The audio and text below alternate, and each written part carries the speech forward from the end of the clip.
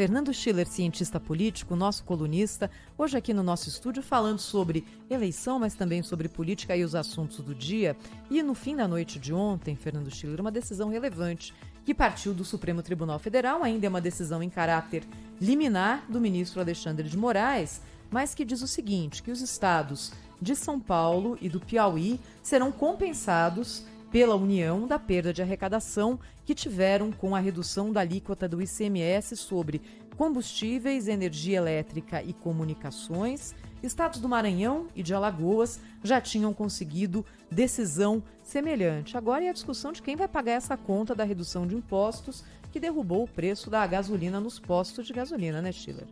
Olha, no fundo é uma discussão sobre o Pacto Federativo, não é? E sobre quem legisla sobre a tributação estadual. Não é? Porque isso é uma decisão do Congresso Nacional, né? E que determinou que houvesse uma compensação, mas no cômputo do ano. Não é?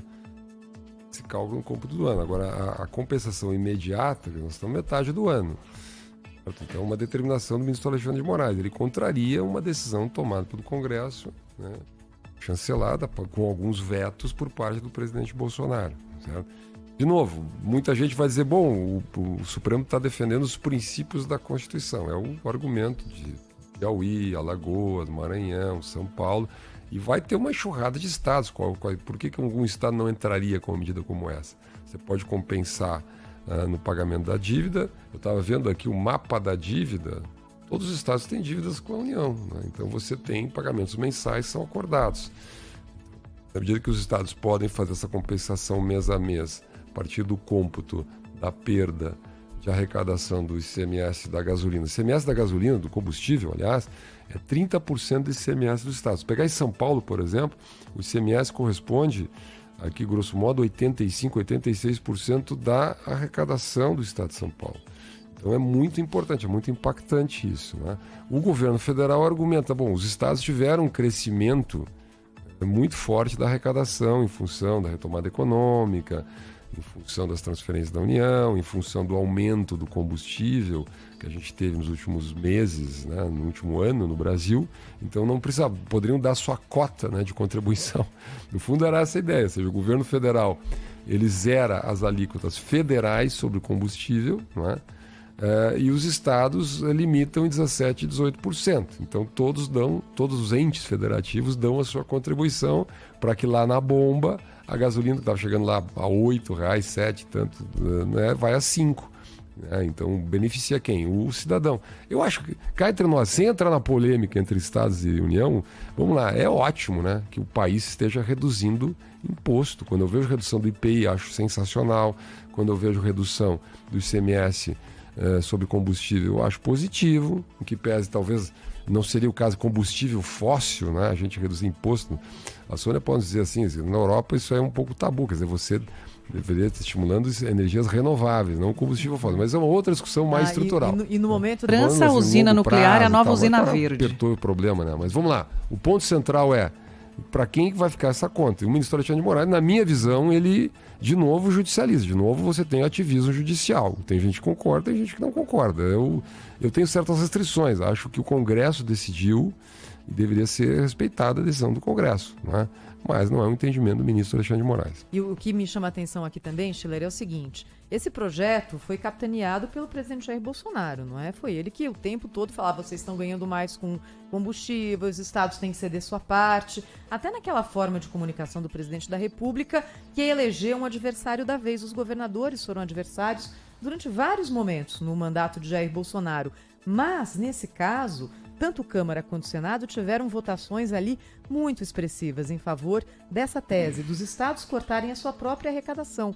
Se a gente pensar que o Senado é a casa que representa os estados e que os deputados federais também têm uma conexão com os estados muito forte, é interessante que deputados e senadores, e olha, a oposição votou em massa também por esse projeto. Quem é que vai votar contra corte de impostos, que vai baratear o combustível no ano de eleição? É o mesmo raciocínio que você trouxe no começo do programa sobre o piso salarial das enfermeiras. Ninguém vai se colocar contra isso agora.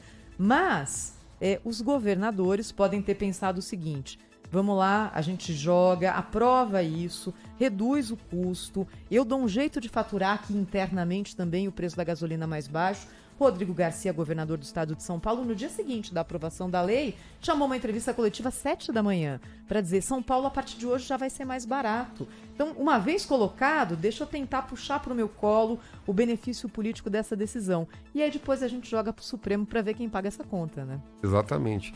E aqui é uma questão, né? Os estados todos faturaram, inclusive politicamente. Os governadores faturaram politicamente, os cidadãos dos estados estão se beneficiando.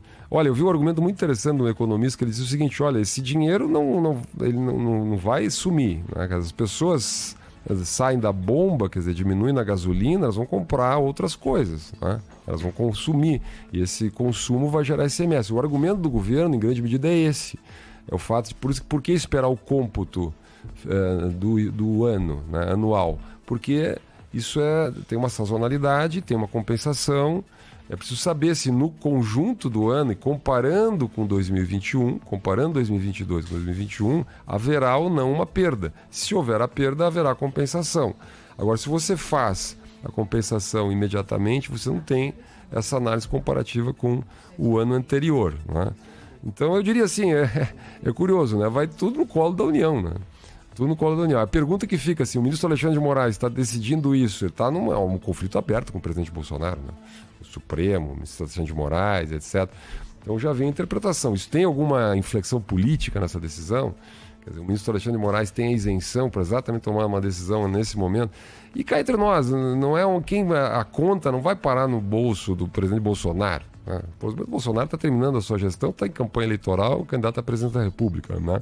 É um problema da autonomia do Banco Central, da autonomia do Congresso Nacional de tomar uma decisão que depois não é respeitada pelo Supremo. Então, quer dizer, por argumentos econômicos. Eu li a decisão do ministro Alexandre de Moraes, tem uma discussão sobre federalismo, uma discussão teórica, uma interpretação que ele faz sobre a necessidade dos estados de cumprir as suas responsabilidades, seus compromissos, políticas públicas, enfim. Ele faz política pública. Ele dá uma interpretação sobre o mérito. Ele diz que no mérito, né, dada a sua interpretação sobre federalismo, sobre a autonomia dos estados, sobre decisões anteriores, jurisprudência do Supremo, essa decisão atenta contra o espírito da Constituição. Só que o espírito da Constituição é algo um pouco vago, né? Como é que a gente define o que Então a gente vai comentar muito ainda esse assunto. Fernando Schiller, cientista político, hoje esteve aqui no estúdio da Rádio Bandeirantes para falar sobre eleição, pesquisa, momento político, com o ouvinte do Jornal Gente. Muito obrigada, viu, Schiller? Pode vir sempre, tá convidado. Já começa bem o meu dia, então quero agradecer você. Muito obrigada. Agora são 8h59.